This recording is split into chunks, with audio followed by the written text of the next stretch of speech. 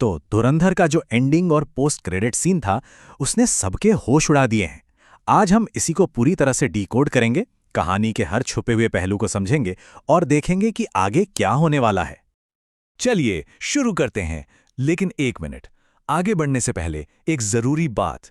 यहां पर heavy spoiler होने वाले हैं। हम फिल्म के प्लॉट, उसके एंडिंग और पोस्ट क्रेडिट सीन, मतलब सब कुछ डिस्कस करने वाले हैं।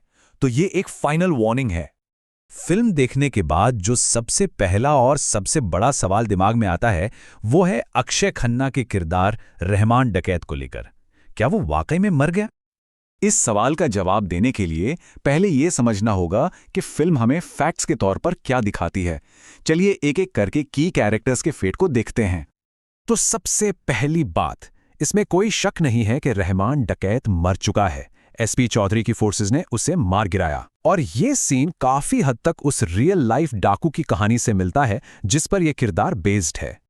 लेकिन उसकी मौत का सीन इतना सीधा नहीं है। उसके आखिरी पलों में बैकग्राउंड में एक मंत्र सुनाई देता है जो इस पूरी घटना को एक गहरा मतलब देता है।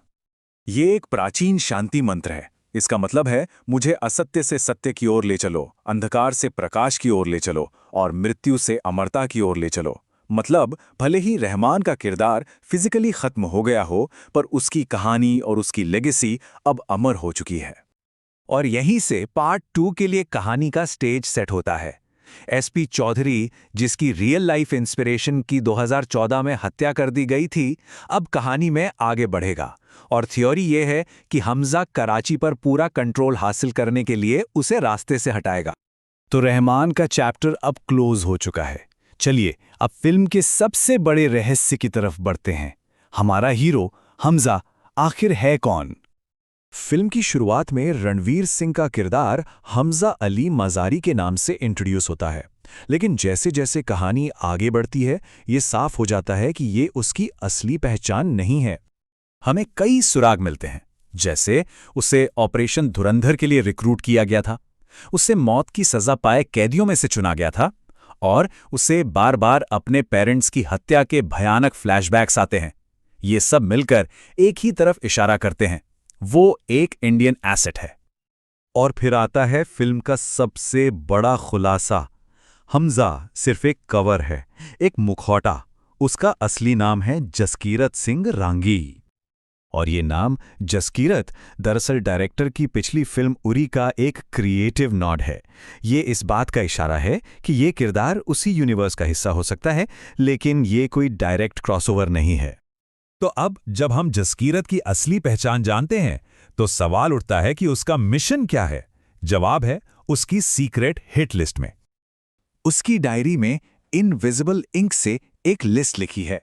रहमान डकैत का नाम तो कट चुका है, लेकिन उसके बाद भी कई बड़े नाम बाकी हैं, और यही लिस्ट पार्ट 2 की पूरी कहानी का ब्लूप्रिंट है।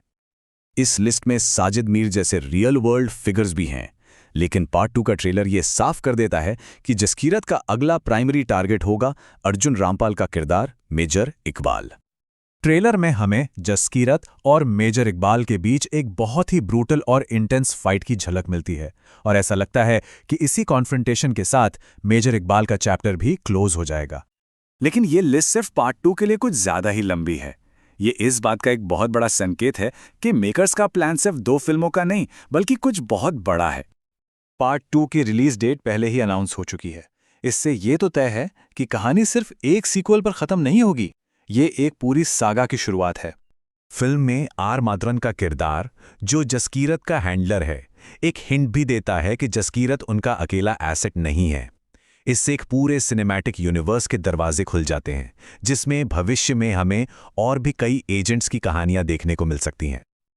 और अब आते हैं उस हिट लिस्ट के आखिरी और सबसे मिस्टीरियस नाम पर, बड़े साहब। एक ऐसा नाम जिसके बारे में खुद जसकीरत को भी कुछ नहीं पता।